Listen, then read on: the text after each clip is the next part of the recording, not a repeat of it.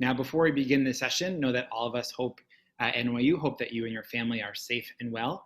We're so thankful that you've chosen to spend some of your time today to continue learning from the collective knowledge of our NYU community.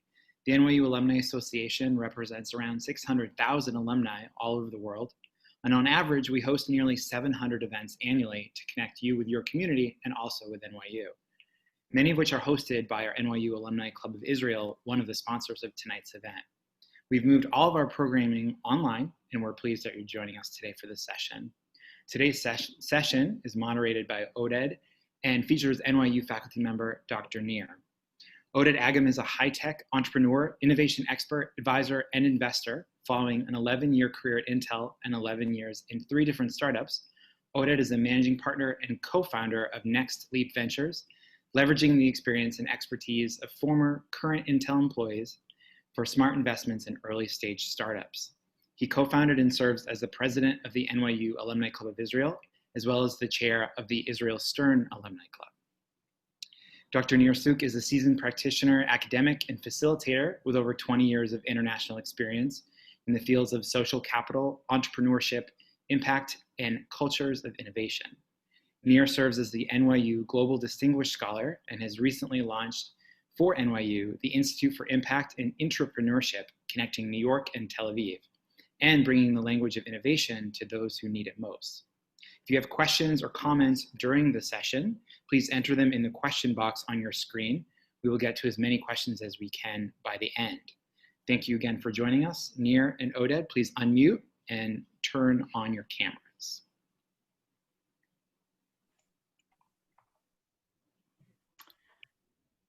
All right, hi everybody, and thank you very much, John, for this nice opening, and also for all your help and support in organizing this series of webinars that we've been having in the past few months, and I'm sure we'll continue to have in the future. The topic of today, as John said, is innovation in normal times and during the pandemic.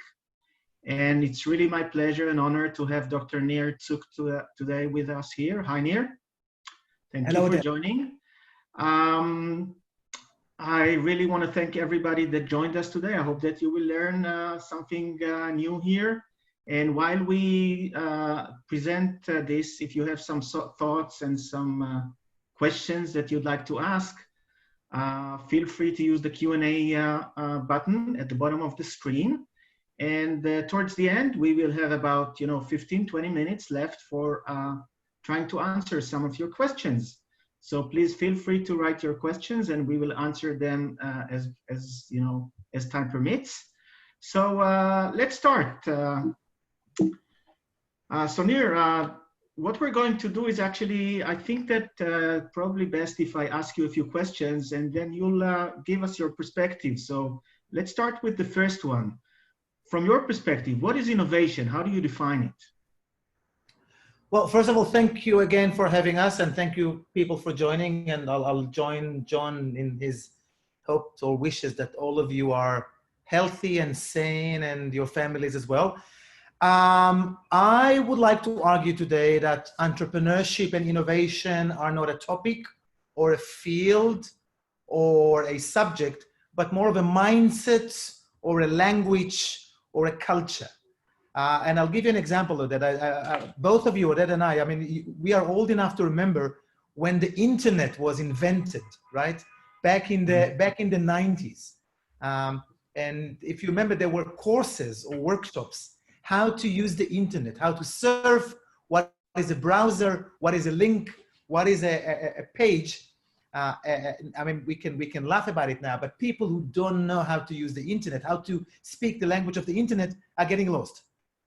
I would like to argue that likewise, the language of the 21st century is the language of innovation and entrepreneurship. Now, not all of us have to be entrepreneurs, but all of us have to know at least the first 100 or 50 or even 10 basic words of this vocabulary if you want to be the right kind of productive, useful, impactful citizens of the 21st century. And I think I would like to spend the next few minutes of that, with your permission, in giving some basic building blocks in this language of innovation. Sure. Thank you. Sounds good. The first few would be innovation, entrepreneurship, and disruption, right? Innovation is doing the same thing a bit better. For me, the definition of entrepreneurship is creating new solutions to old problems or creating new solutions to new problems. And disruption is making new things that make the old ones obsolete. This is very important for the rest of our talk today, because there's a strong difference between adaptive and disruptive innovation, as you can see. I would like to argue that in times of pandemic, the adaptive is more important or more prevalent than the disruptive, but it's important to know about all of them. We will talk about it in a second. Another important thing in the language of innovation, the way I see it, is the importance of failure, the importance of taking risks, the importance of, many people say, sometimes I win, sometimes I learn, the importance of failing fast, trying to see what works and what doesn't. I know you will talk briefly later about the importance of agility. This is exactly that. Trying something, talking about MVP, which is a minimal viable product, is another part of the vocabulary. Another one, and apologies for my sense of humor, I like those kind of funny cartoons, is the ability to combine what sometimes seems as unrelated things. To take two topics, mix them, and create a new one. The ability to see the connection when other people do not see it, or to seize opportunities, right? Combining a pig and a snake and creating a dinosaur is a very important element in my language of innovation or language of entrepreneurship. Another one is to realize that innovation and entrepreneurship comes in all sorts, shapes, and colors. It could be created bottom up, or it can created top down, management shooting it down, or the production floor creating something that then would go up. And I think the last thing I would like to talk about when we talk about giving this super brief course in the language of innovation, I would like to talk about the difference between entrepreneurship and intrapreneurship. As I said before, entrepreneurship is creating new solutions to old problems. Usually, and again, Oded, you know that better than me, the entrepreneurs would like to create startups or new structures in order to promote their innovation. Intrapreneurship, from the word intra, is using exactly the same tools, the same mindset, the same language, the same way of, the same perspective in order to create innovation inside existing companies. Why to create a new school if you can change the DNA of an existing one? Why to launch a new company if you can take an old one and change it from the inside? I would like to argue later that in times of crisis, intrapreneurship, doing innovation inside existing companies would be slightly more easy or impactful than entrepreneurship that creates new startups. And I would probably stop here. Okay, great. Thank you for this. Very fascinating stuff. Next question is, what do you think makes innovation successful in normal times? My short answer would be, I don't know. But my longer one would be, I would say, I think that the holy grail of innovation in normal time is this story of disruption, right? We all talk about this new idea that would change everything, that would change the way in which we live, communicate, right? When we go back to some of the thought leaders who talked about entrepreneurship in the past, we have Schumpeter, who talked about creative disruption. And when he talked about creative disruption, he talked about things like Apple, or things like we change the way in which we use phones, but also listen to music. Talked about people like, or the people behind Amazon, who changed our shopping experience altogether. Talked about the people behind Tesla, who hopefully are changing and will change the way in which we drive. And talk about people like Gutenberg, who invented the printing press and changed really everything more than 500 years ago. So I would like to argue that innovation in normal times would seek this kind of disruptive element that would change everything. Okay. However, and I'm predicting your next question, if I may, as long as I'm not taking too much of your role here. Since necessity is the mother of innovation, as Plato said, this is probably your next question. Yes. So everybody's here is very much, aware of this pandemic that we're going through, the COVID-19. This is really a crisis that's unprecedented. It's a lot of uncertainty, a lot of things that are not clear. When is this going to, end, or are we up for the next normal, which will not be the same as before? Are we going to be back, to the same normal we were at before? And this brings up the question of innovation in times of crisis. What do you think is really the difference between innovation in normal times versus innovation in a crisis like this pandemic? Thank you for the question. I would like to pause for a second and talk about the crisis, because I think this is I wouldn't say unprecedented crisis, because we had similar crises in times of war. However, the depth and the aspects of the pandemic are crazy. I mean, we talk about it, and again, I mean, I'd love to hear some perspectives later from the audience. The level of unpreparedness, the level of uncertainty, the level of lack of leadership, the level of governmental and sometimes private underperformance is beyond our imagination. And all this brings to acute anxiety, right? Someone said, I've heard someone saying last week, people who are not anxious are crazy. Because when you don't know what's going on, when you don't know what will happen, and when you don't know what you don't know, the most normal thing is to have this acute anxiety. And I would like to argue that during times of crisis, innovation would be, and entrepreneurship would be more adaptive, more reactive, more evolutionary, more bottom up. It would be, as I said before, intrapreneurial, and it would like to create something quick and dirty instead of looking for this holy grail that would change everything immediately. I would like to say that because in the pandemic and other such serious crises, everything around you is disrupted, the last thing you need is another disruption.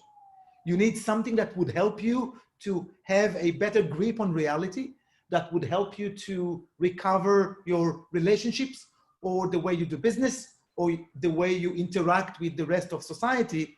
And that's why adaptive and not disruptive, reactive and not proactive, etc., etc., etc. So I would argue, Nir, that when we as humans are facing a situation like that, a crisis, or pandemic or something like that, I agree with you that we are, go to a position or a situation or where we feel anxiety. I think the difference between different people is how they deal with anxiety. And there's the 3F, theory, that humans, when they have this kind of, situation in front of them, they do one of 3 Fs. They either freeze or flight or fight. And I think the ones that are more innovative, the ones that are more entrepreneurial, and the ones that are more optimistic go for the third option. They fight. And fighting means that you do things differently, you innovate. So let me give you some examples, if I may. Sure. I agree, but the problem is that I have a lot to say about the freeze and flight. I want to give you some examples of fighting, but again, fighting not in a crazy disruptive way, but in an incremental and adaptive way. You know, yes. I'll start with my own family. These are my parents. It was my mother's birthday 3 weeks ago. We couldn't celebrate with her, so we shipped some balloons and goodies to my parents' apartment, and we did the celebration from the street when my parents are standing on the balcony. Is that a disruptive innovation? Absolutely not. Is that an agile, adaptive way of restoring and trying to think about our relationship? I would like to argue so. Is that your best example of fighting? Maybe. It's a little kind of guerrilla fighting, right? I'll give you another example. You know, similarly, if we're talking about balconies, you also how people are playing or drinking or having other hobbies done through their balconies because they cannot leave their apartments. Another example, and again, we're talking, I know that there's some Americans among us. We're all big fans of Saturday Night Live. The basic ingredients of Saturday Night Live is a group of comedians on the stage and live audience in the studio. No stage, no live audience. They had to reinvent themselves, similar to the late night shows. And it's incredible to see what they've done. Stephen Colbert or Saturday Night Live or whoever recording the program from their home and creating a new adaptive kind of innovation to entertainment and comedy. Similarly, you know, religion is part of our world. And I don't know if you're familiar with that, but similar to Saturday Night Live, there was Saturday Night Seder over Passover a few weeks ago, in which thousands of people logged in to do something like that because they couldn't do it in person. They did it online. Likewise, many farmers cannot sell their produce anymore. They do it online. I mean, the topic of online deserves another lecture. But going even deeper, I have two younger brothers, since you already start to know my family, right? I have two younger brothers. One of them is the marketing director of SEAT, the Spanish car company here in Israel. And here we see them creating ventilators in the assembly line of the wipers for one of their cars. They realized that ventilators are more needed than wipers at the moment, and that the engine of the wiper is the right thing to work for the ventilator. They do it. Is that the best ventilator ever? Absolutely not. Is that quick, dirty, agile, MVP what is needed? Absolutely yes. Similarly, and this is a funny little example from Israel, you know, people talk about e-medicine and telemedicine and e-health. This is a little checkpoint or test point to test people for coronavirus, right? Is that the most incredible innovation? Probably not. Is that disruptive? Not as well. Is that an adaptive way to create new solutions to old problems? Of course.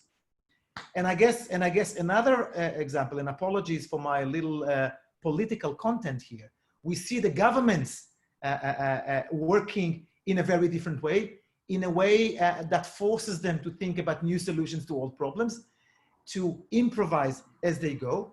And I think that all these examples show us how innovation is becoming quicker, dirtier, and part of our life. It's no longer a question, Oded, whether I want to innovate.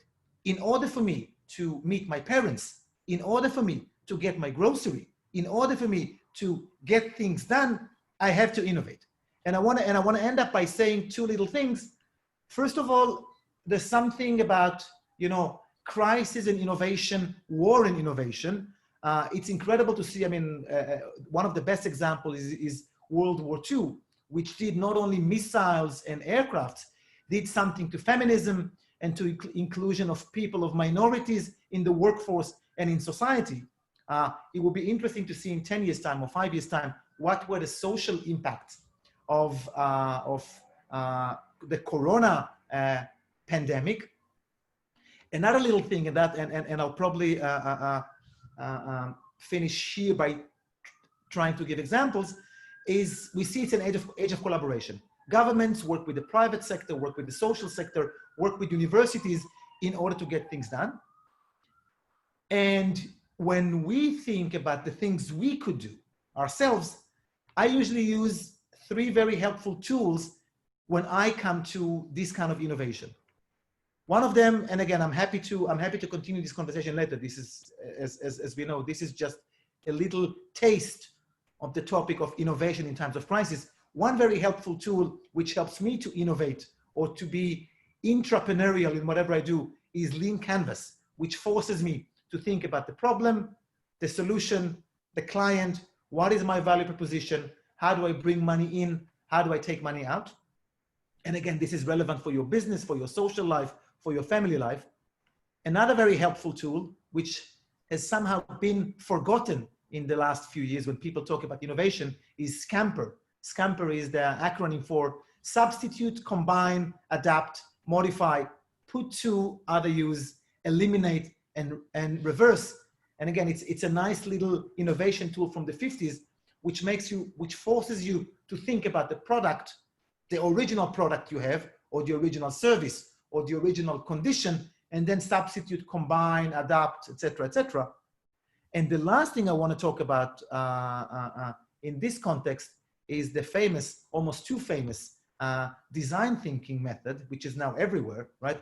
Which forces you to empathize with your client, to define one problem he or she has, to ideate around solution, to try it quickly, to test it, and go backwards. And the last thing I want to say now, it's getting a bit too long already, is to talk about what, McKinsey has all these wonderful documents, right? Trying to be very, very succinct. So they talk about navigating and nurturing the new normal. And when they talk about that, they talk about the importance of relaxing, relaxing, resolving, doing things remotely, the importance of resilience. And it's nice to see that we realize that we are more resilient than we thought before. On one hand, returning to normal, on the other hand, reimagining and reforming this new normal. It would be interesting to see in a week and a month and a year how this new normal looks like. I would like to stop here, Oded, and try to turn the table and ask you a question, if I may. Okay, sure. Let's go. I know, and again, I enjoy this invitation and opportunity because your expertise are at least as deep and wide and serious as mine in the field of innovation. I would like to ask you the same question you asked me. When you think about innovation in general, and in particular innovation in normal times and in times of crisis, what is your take? What is your input or insight, or as the Americans would love to call it, takeaway? Sure. So first of all, thank you very much, Nir. Fascinating stuff, really good insights, and I really appreciate you sharing this with us. Before I start with the few slides that I prepared here, I want to say something about the Israel angle, because Israel, as many people know, is a very small nation that is basically surrounded by enemies. And we have what is called the island syndrome. It's not a geographical island, but for all other purposes, this is an island. And when you are an islander, you are forced to innovate. If you don't innovate and you don't invent yourself and your surroundings all the time, you will become extinct. And that's why, Israel is known as the startup nation, and there's so much innovation happening here. Just one thought that came to me, after the discussion that you made, but that you gave us. But I really want to go and start with the basics. So if we can go to the next slide, let's look at the Webster Dictionary definition of innovation. Very simple. New idea, method, or device. This is one thing, and the other is the introduction of something new. But following my career, looking at innovation and being an entrepreneur myself, and also being an investor in startups, and also being an intrapreneur within a large corporation, Intel, I came to the realization that if you want to talk about innovation, you have to consider two aspects. If you can do one click, and the two aspects are first, creation of value, and second, capturing of value. And you cannot have one without the other. You need both. If you just create value, but there's no way to capture value, to make money out of it, to monetize it, then it will probably fade away and will not become something that is sustainable. Therefore, it's really critical when you're doing any kind of innovation that you look at the three basic aspects of everything in life. which is business, usage, and technology. And the combination of these things is what creates innovation that can create value and capture value. Click. So if you go back, to the Clayton Christensen Innovator's Dilemma book, he talks, and I very much, like this, and I think this is very, a very good representation of innovation in our world. There's basically two types of innovation that I see, and I've experienced in my 30-year career so far. So the first one is the linear sustaining innovation, which is basically, over time, these are the lines that you see here, the straight lines going linear to the right. This basically means that over time, you improve step by step, incremental steps of the performance of the value that you provide. This type of innovation is typically done by large corporations. They have many, many next generation incremental projects, and they continue to evolve and innovate and reinvent, certain products and solutions in different markets in order to have a sustainable business.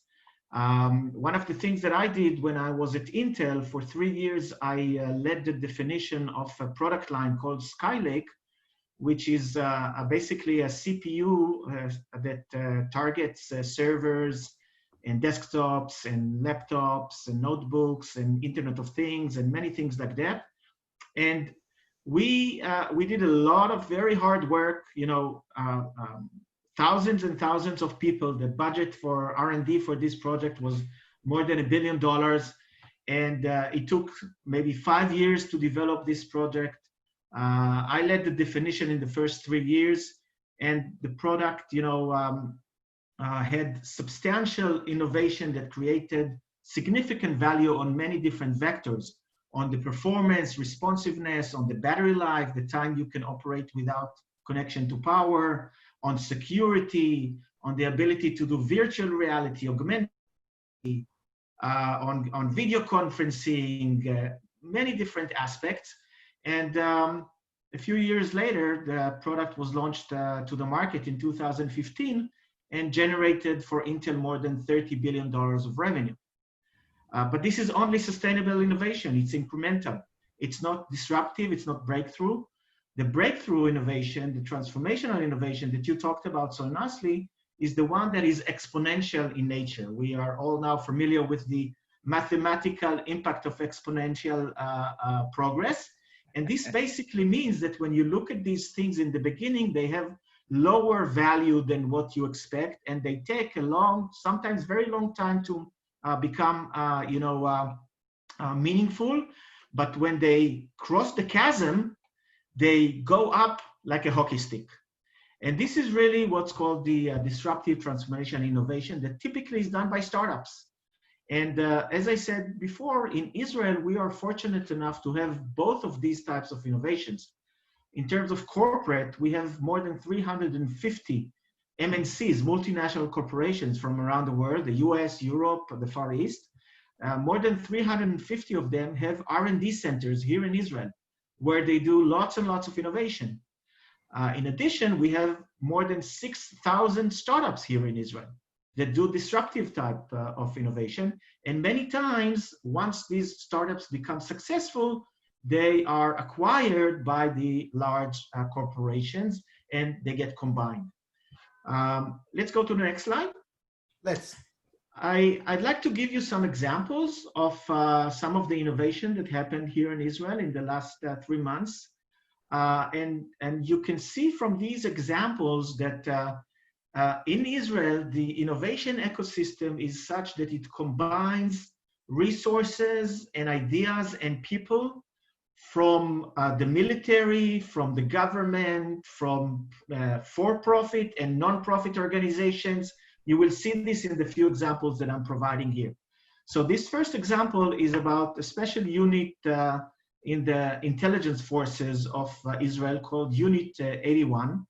And what these guys did is because they saw that there's a big potential gap in terms of having enough ventilators for corona patients, they took the very simple consumer BPAP machines that are used for people that have problems in their sleep, you know, if they snore, if they have all kinds of problems in their sleep. And there's, you know, many thousands of machines like that. And they made some tweaks and, you know, innovating in a kind of a flexible, adaptive, quick way. And they turned these machines into ventilators that can be used for coronavirus patients. Very, very nice type of innovation. Let's go to the next one. This is, and do another click and the video will show, the video should, this is actually a video, but it doesn't matter. So this is a project that was actually done by a maker group that was kind of formed ad hoc. It was led by, a major in the electronics unit of the Israeli Air Force, together with the Magen David Adom, which is the Israeli Red Cross, the Israel Aerospace Industries, Microsoft, First, which is, you know, these makers that do robotic stuff, and a couple of hospitals that are research university hospitals here in Israel, Ikilov in Tel Aviv and Hadassah in Jerusalem. And what these guys did, and this was done in less than 15 days, the whole project, they basically transformed a manual resuscitator into an automatic ventilator that can be used in hospitals and other places. And what's interesting about this is they did all of this open source. All the software, all the hardware, all the schematics, everything is open source. Everything is available for the public. So they were able to kind of spread the word and give this away to people in dozens and dozens of countries around the world. And the price, there's a few amazing things about this project. The price of this ventilator is less than $500. That's amazing. And there was an independent research company that did the ranking of kind of a competitive analysis of ventilators for COVID-19. And they kind of looked at the different aspects and compared them. The #1 ventilator in the world was from Medtronic. Medtronic is a very large medical devices company that's been in existence for many dozens of years and has many billions of dollars of revenue and has ventilators that they design and develop and manufacture for many, many years. They were the #1 on the list. #2 was this open source project, surpassing many other different ventilators. One last example that I'd like to give you is in the area of genomics. This is a project that was defined by the Israeli Ministry of Health as a national project. It's led by a startup called Genomics, which is a startup that Next Leap Ventures, the VC that I'm part of, we invested in them about half a year ago. So they're part of our portfolio company. And they saw the need and the opportunity during the Corona times to take what they do, which is a genomic data management and analysis system. And they actually are transforming this now to be so that it can be used to help in COVID-19 research and development related to therapeutics and vaccines and drugs and stuff like that. It's a project where they combine different hospitals in Israel, Ikilov, Rambam, Hadassah. The Israel Innovation Authority is helping with some funding here. And they're basically sequencing the genomes of corona patients. Especially, they're interested especially in the very old patients that have corona or had corona, but did not have a very severe influence on them. You know, they had it and very quickly they went back to becoming healthy. And on the other hand, they're also looking for very young people, children, that had a very severe acute response to the disease. And why is that? Because they're looking for the genomes, the genes that are actually responsible for how severe COVID-19 is going to impact each and every one of them. It turns out that there is, some data in our genes that will probably allow us to predict who is going to be affected the most by COVID-19, which is very important for developing all kinds of vaccines and treatments for the COVID-19. So you described this very well, Nir. I want to reiterate and say again, the same things that you said about innovation in times of crisis. It's really all about having very short-term goals, being adaptive, being resourceful, being flexible, working fast, agile, and something which is very important is collaborative. In times of crisis, and I think this is true also in other times as well, it's no longer a world of, one person does it all or one company does it all. It's a collaborative world, and we need to collaborate between people, between companies, with the government, with the nonprofit sector, with research, universities. It's all about collaboration. If you don't collaborate, others will collaborate and will win against you. So that's my important takeaway here. And let me finish by some final thoughts with some cliches. What is the definition of cliche? Something that is so true that everybody believes it's true, that they call it a cliche, but it's really something very true. And the very famous economist John Maynard Keynes said something very simple and very strong, I think. It's better to be roughly right than precisely wrong. It's not about perfection. It's not about accuracy. It's about being quick and agile and doing things, getting results, even if they're not 100%. What people say. The worst enemy of the good is the excellent, right? Another quote which you also mentioned is, sometimes you win, sometimes you learn. Failing is not something bad. You should be very much able to fail, and the important thing is what happens for you after you fail. Do you do a retrospective and try to learn from what failed, what went wrong, so that you can improve for the next time? Optimism is really an essential ingredient for innovation. And the second quote by Robert Noyce is, don't be encumbered by history, go off and do something wonderful. Robert Noyce is one of the founders of Intel, and he's the inventor of the integrated circuit, which is actually the very first thing that is making all of our computers, spaceships, tanks and whatever, right? Really, I really think that optimism is really something very important. It's very well known that people that are optimists are happier, and people that are optimists are better innovators and are better entrepreneurs. So I argue, force yourself to be happy. Force yourself to be optimist. This will be, a self-fulfilling prophecy that will help you succeed more and more and more. And you know how it goes.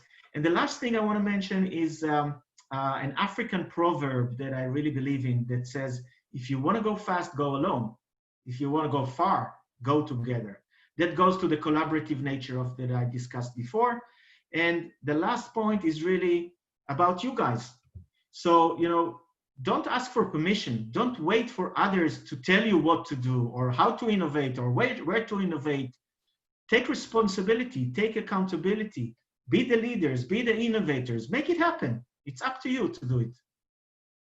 And that's it. I think with that we can conclude the formal session, and let's move to the Q&A session. So I see that we already have a few questions here from the audience. Let me see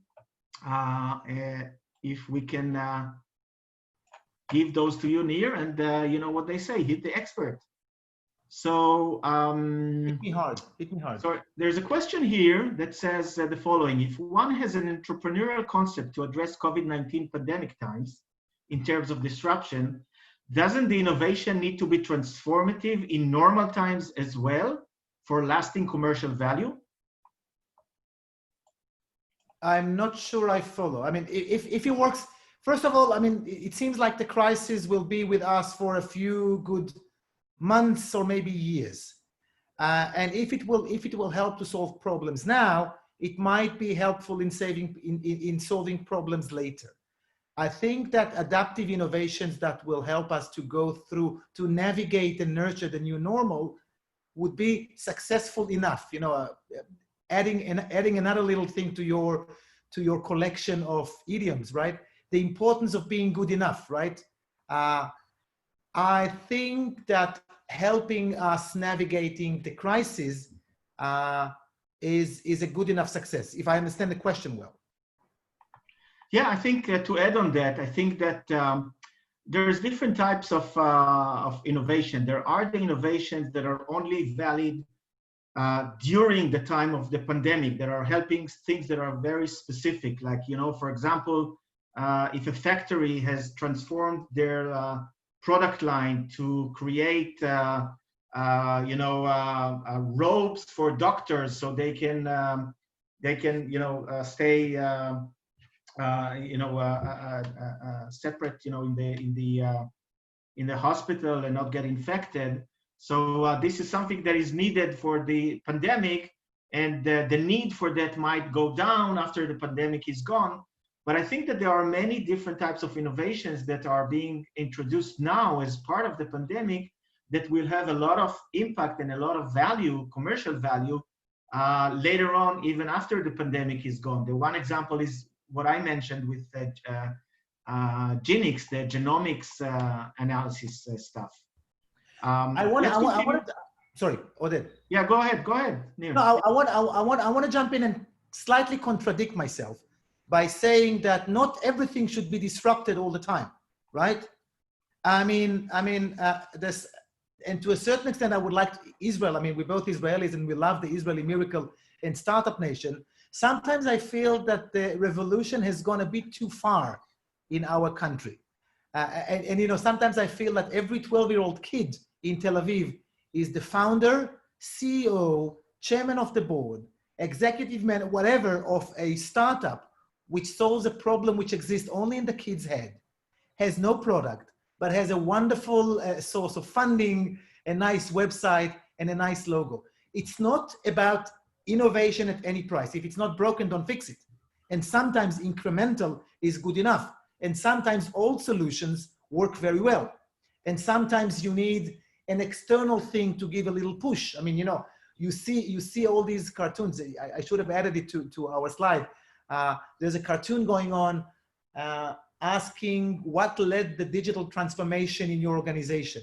It's like a multiple choice: CEO, CTO, or COVID-19. And of course, the answer is COVID-19.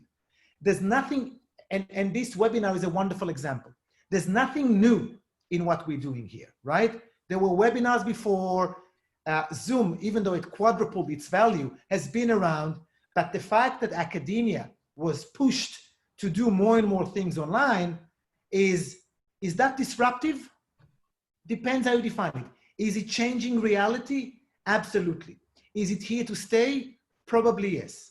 So it's more, we're talking in black and white, you and I, for the sake of the argument here, right? Disruptive versus adaptive, etc., etc. Reality is slightly more flexible. Yes, I agree. Next question is more specific and more concrete. What do you think, Nir, should Israeli tech companies do now in order to survive the pandemic and come back stronger than before? Well, it depends. It's like asking about not only about high tech, but about any kind of business. Depends what your line of business is. In a similar webinar a week ago, people asked me about whether I worried about money being converted or diverted from high tech to something else. First of all, I said, I'm always worried. Not worried, I'm always concerned. We want to make sure we understand what's going on. I would like to argue that there's always enough money or enough resources or enough attention for the right kind of solutions for the right kind of problems. So if I were a high-tech company or any kind of company, I would try to ask, what is the problem I'm trying to solve?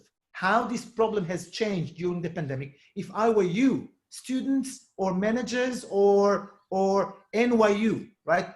What we're doing now at the Bronfman Center, I'm part of the Bronfman Center, we're trying to reassess. What happened to our line of business? Who are the clients? What happened to the clients? Because, you know, one line of business of the Bronfman Center is organizing Jewish events on campus. It might be that we will not be able to organize events and not be able to do it on campus, right? Or what my institute does is various courses and workshops around the world. I cannot fly around the world, and I can no longer do workshops. So we do more and more things online. I would argue, or I would urge any kind of business, high tech, low tech, whatever, to assess the changes, how it affects the product, how it affects the company, and how it affects the clients in order to understand what is the new relevance.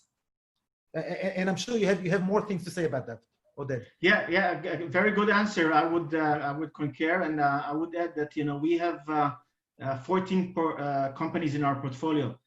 The first thing that we did with our portfolio companies, this was like maybe 2-3 months ago when the pandemic started.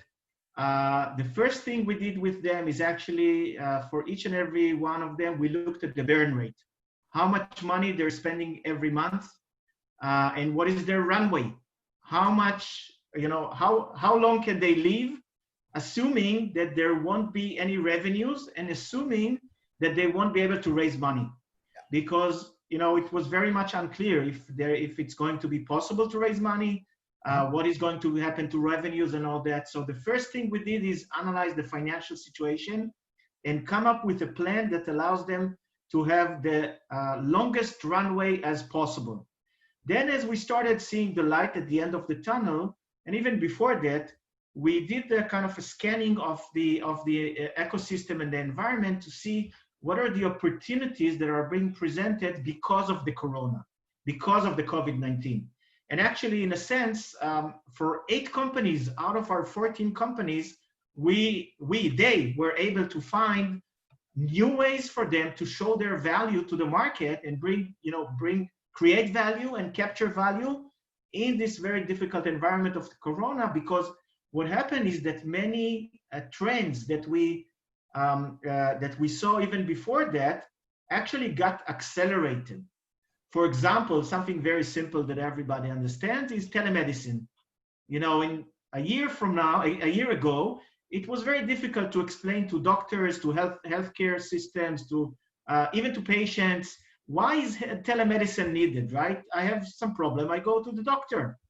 And now I don't need to explain to anybody why telemedicine is needed, right? And the value goes up and up and up, right?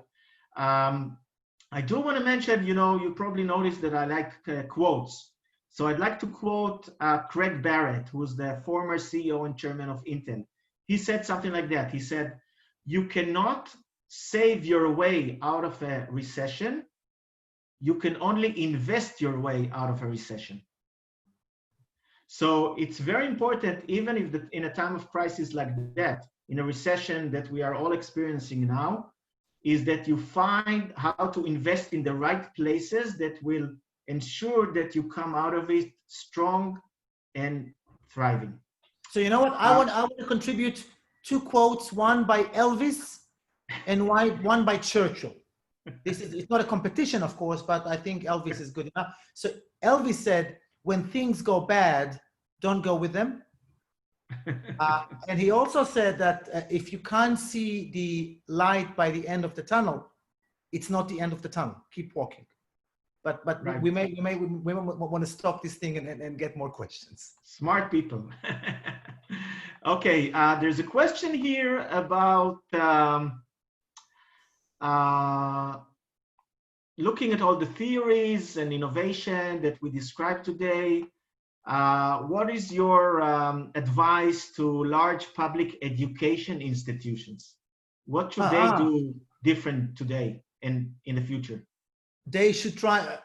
First of all, the whole idea of theories and tools. Theories and tools are here to help us to understand reality and hopefully change it, right? And to adjust ourselves when things are changing. The role of academia. First of all, I'm very happy that these things happened, the pandemic, because academia has to rethink. I would like to argue, and I guess both John and Oded will agree with me.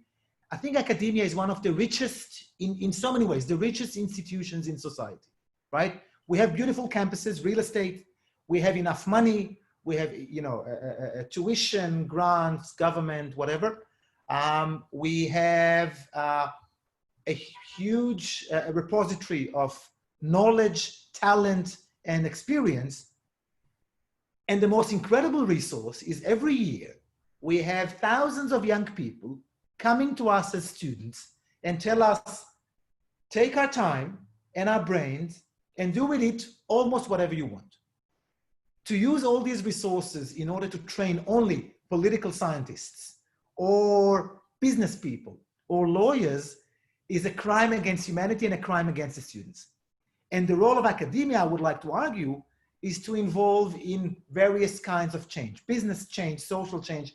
And it seems like the pandemic is forcing academia to change itself rapidly. So the role of academia is to do these kind of webinars.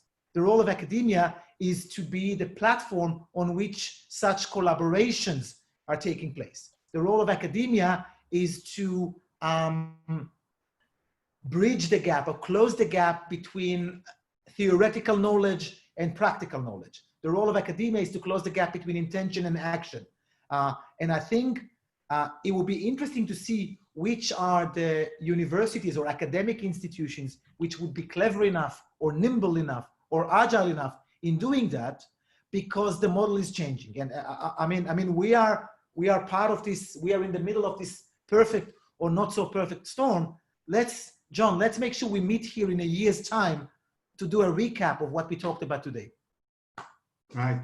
Thank you very much, Nir. I think this was a great answer, a good question, especially in this forum of NYU. This was actually our last question because we're running out of time. So there's, you know, more questions here, but we'll have to leave them for some other time. I really want to thank everybody for joining us today. I enjoyed it. I hope you did as well. Thank you very much, Nir. Thank you, John.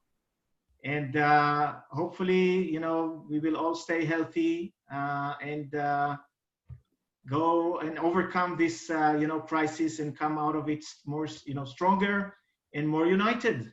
So thank you very much, everybody. One last word from me as well, if I may. First of all, Sure. thank you for being such a wonderful host and moderator. I kind of enjoyed it too, within the limitations of the genre of enjoying during pandemic. It's unfortunate that this is not a real conversation, right? But I urge you, good people, good listeners, participants, to get in touch if you want. I mean, I think you can use my NYU email address, or the easiest is to use my Gmail address. My name, nirtzuk@gmail.com, if you want to continue the conversation. And I wish we will have a chance to do these things soon in person. But the beautiful thing about the pandemic, it allows us to have people from Abu Dhabi, New York, and Tel Aviv having a nice conversation on a cup of tea. Thank you so much to both of you, and thanks everyone for joining. Have a good night, and we'll see you next time. Bye. Thank you, John. Bye-bye. Bye. Thank you.